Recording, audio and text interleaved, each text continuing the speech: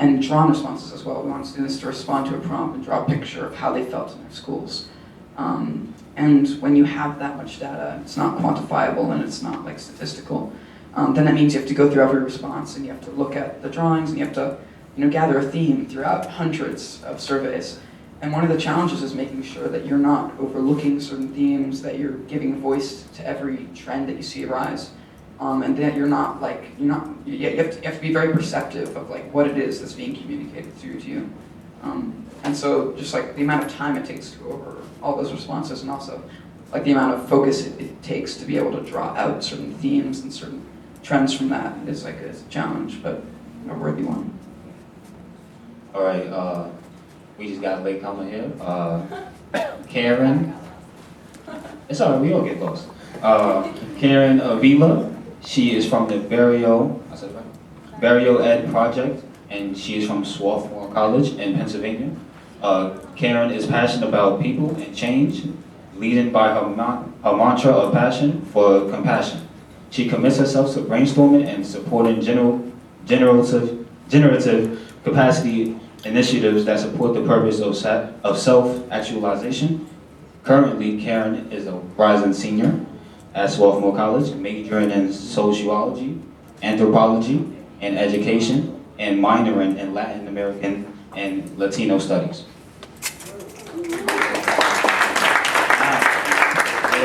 Can you hear me? All right, so welcome. And if you wouldn't mind, could you please briefly share who you are, what organization you represent, and how you got involved in this work? So my name is Karen Avila, and I'm a rising senior at Swarthmore.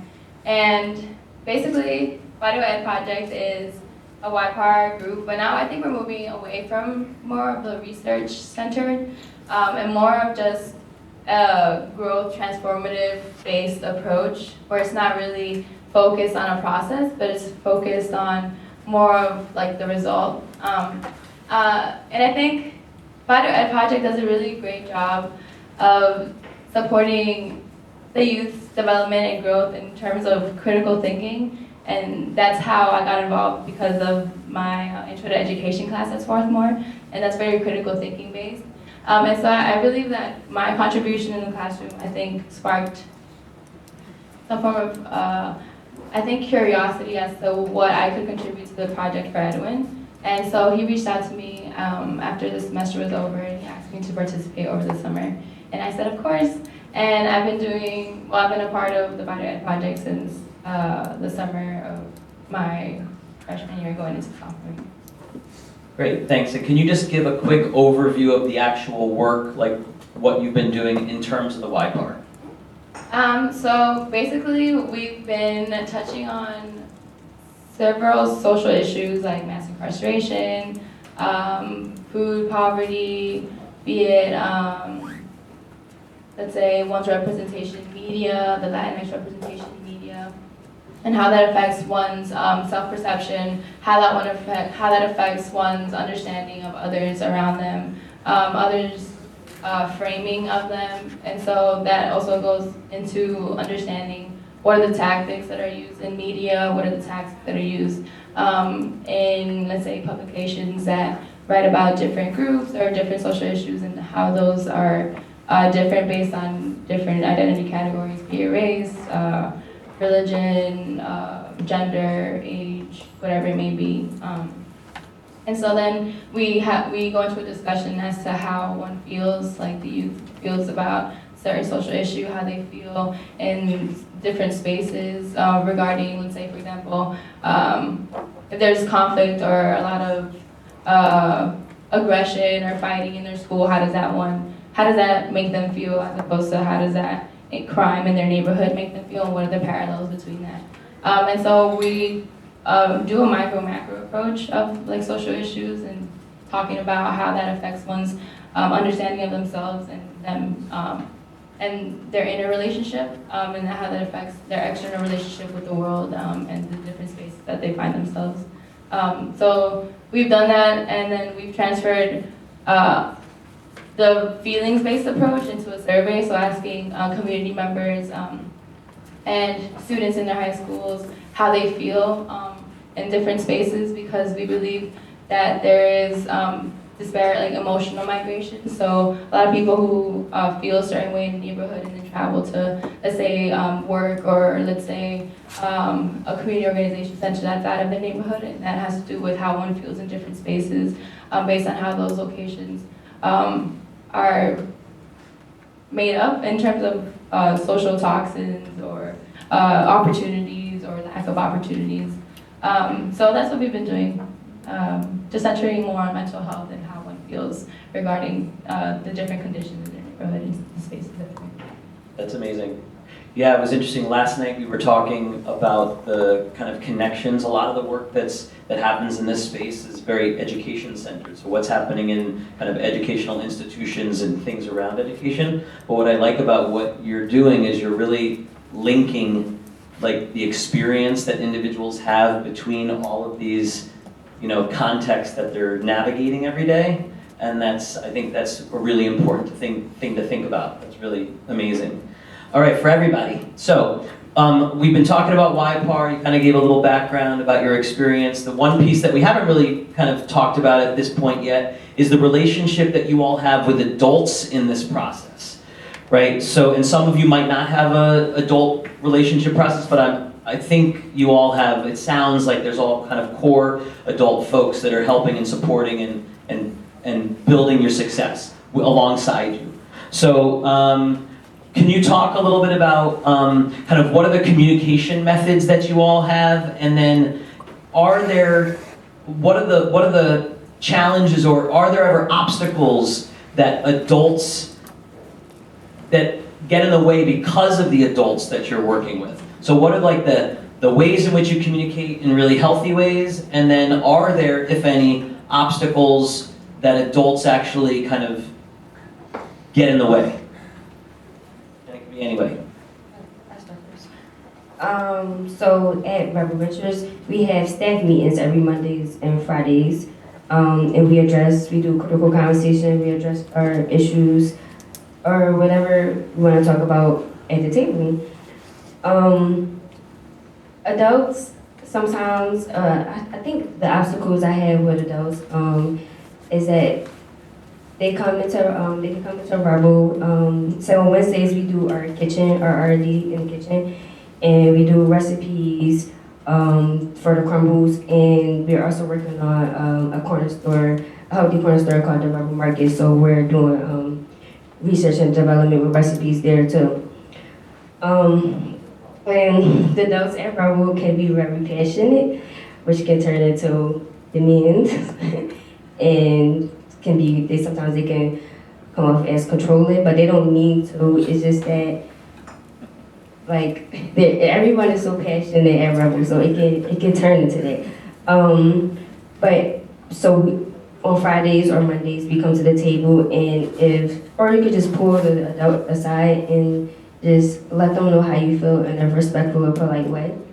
Or in the meeting, if you don't feel as though you want to say it privately, or everybody is having the same issue as you, you can politely say it in the meeting, and that always have worked for us.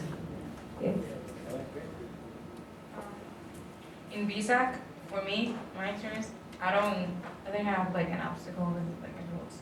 Like we would meet twice a month, Thursday, and there's 2 adult facilitators, and the rest are a few, only to be like in part of our groups. But the students get to do the work, and at first, we are together, they adult, gives out like the program for that day, like what we're gonna do. And after that, we just go our own ways and we do our things. If we have any questions, we go to him or the other adults. And they're really supportive. It depends on the person. Like it depends on one, if you know how you view things, because they will text or maybe call or email a lot to remind one of maybe an event or to do something, by a certain time. But I take that as they're just trying to do good. They just want you to do good. And I take that as good. I don't have a problem. But the other obstacle I had was with, the teacher that in my school, not in her, in my school, about her not remembering surveys. Yeah, even the assistant principal in school, when I talked to her about the surveys, I had to give it out. So yeah, she was really supportive.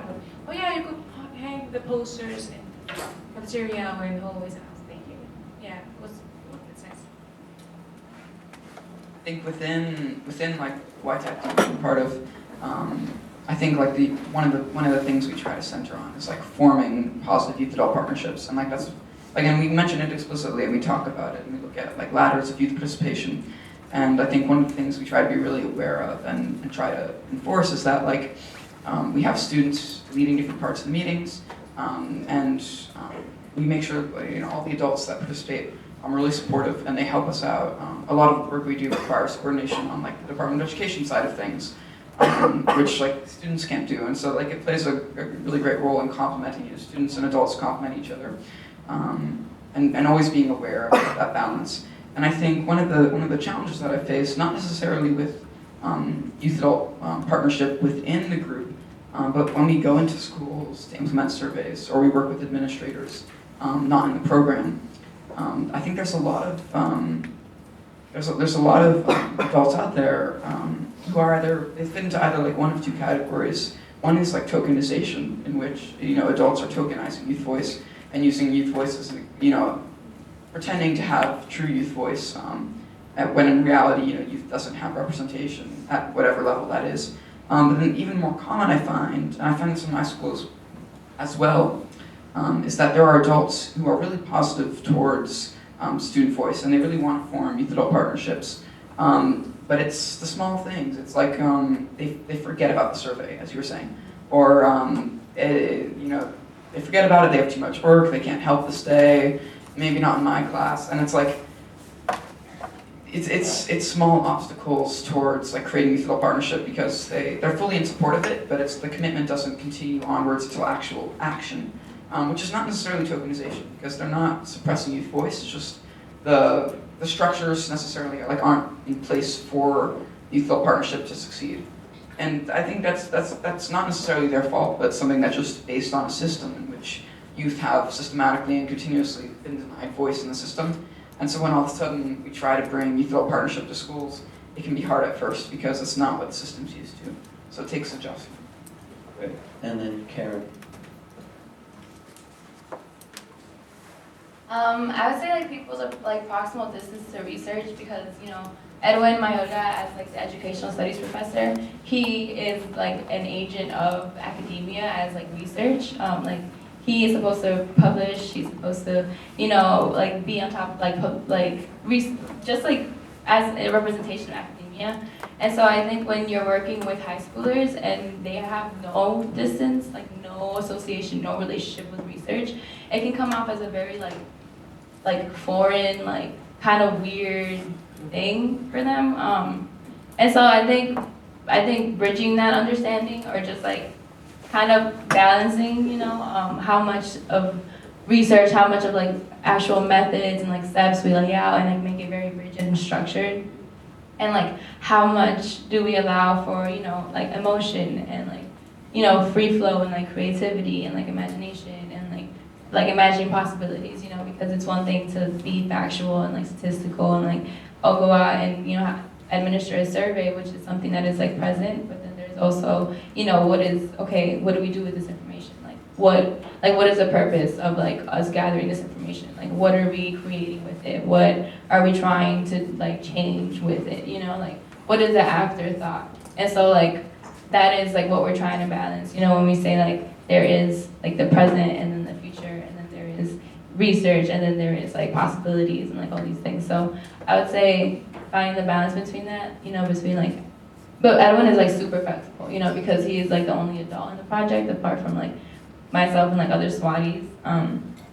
But other than that, like we all just like carry each other as like very much like a familia, like very much like a family. So. All right, we talked about adults, working with adults, and recently, like last meeting, yesterday, we talked about the power that adults have, and sometimes it might be abuse of power, and they might not delegate it. So a question for anybody that can answer this. Did you feel that your power was limited in any way? And please explain how.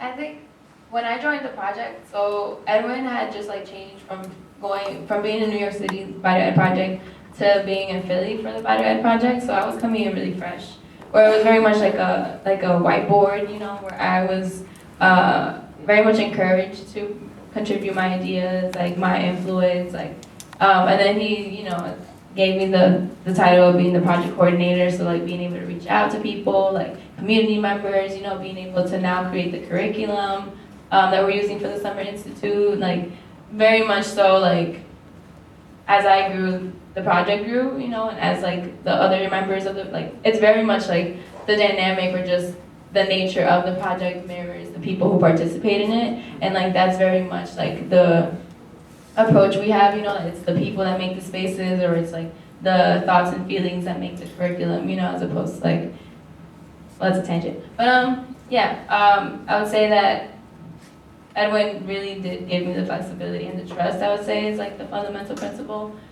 Just like in our conversations, in our discussions, but also in our relationships with each other, and how we contribute and exchange knowledge, but also in how we acknowledge each other, and just in general, just how much trust we give each other in our ideas. Yeah.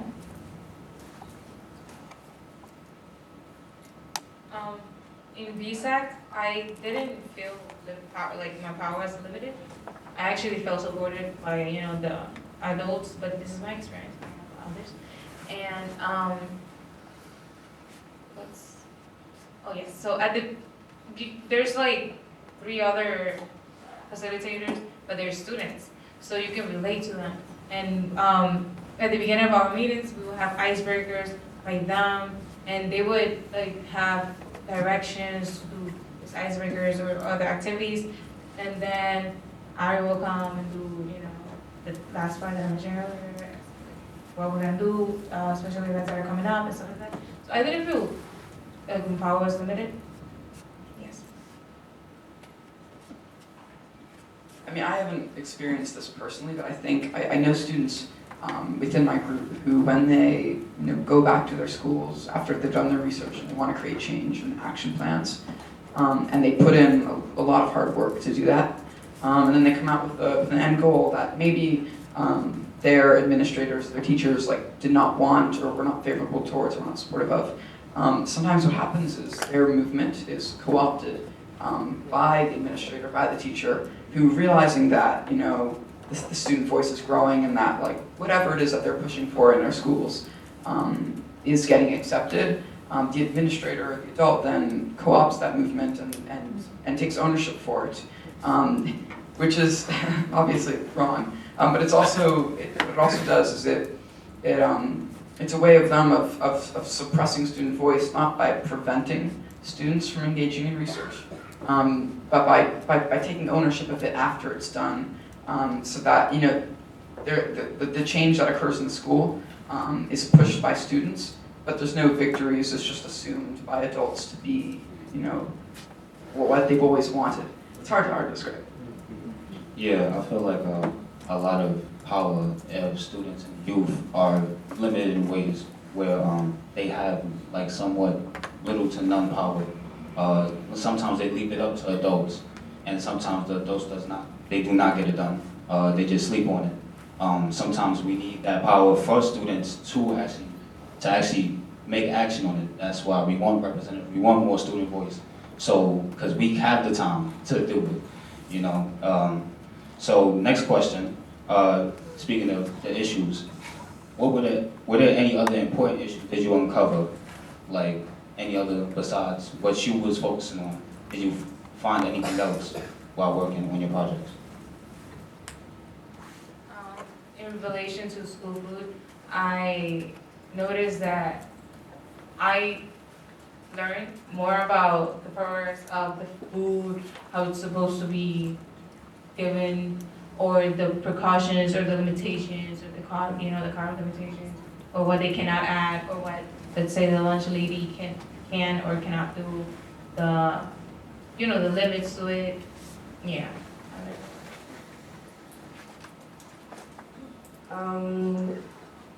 You say the question. What other important issues did you uncover, if any, during your time? Oh yeah, so we seen that it was other youth that were entrepreneurs that had a business, and they was like as successful as Rebel, and they never had like a space, an actual concrete space where they can sell their product. Most of them are like doing it online through delivery. And we created an opportunity, which was last year, was the Youth Entrepreneurship Showcase. We hosted our first event where we had student vendors that had their own business come out and showcase their business, their talents, and we had mentors to participate and that they could network with. We also had a pitch competition where they pitched their business and they won prizes. So that was an issue that we found. We seen that like there are so many young people out here doing so many great things and that are trying to be their own bosses, and we need to find like a space where they can showcase that and a space where they can have adult mentors that are doing the same thing as them to network with. To add on to what I was saying, I've seen, you know, other students that they, you know, they didn't prevail to their hand. You know, and it depends on the person, like I said earlier, it depends on the person on where they set their goals, and not all of the students get to the end, which, you know, was for me